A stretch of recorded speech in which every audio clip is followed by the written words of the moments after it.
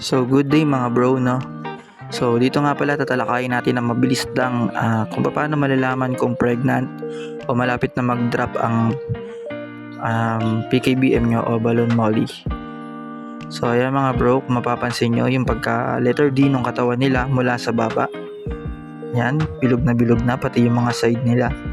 Makikita nyo rin sa kaliskis nila na medyo nakaangat yung kaliskis, pero hindi siya yung may sakit Yan. Tapos makikita nyo rin sa bandang puwitan na medyo may nakabuka na. Ayan. Hindi yung labasan ng tae pero may makikita kayo dyan medyo nakabuka na. So nag-i-indicate yun na malapit na po mag-drop yung inyong PKBM o balloon mollies. So maganda dyan, i-separate nyo na para hindi sila ma-stress sa mga kasama nila kasi bully nyan at itatry rin na kainin yung mga fry nila. So mas maganda kung meron kayong net, yan. Pero pwede rin kung plants lang.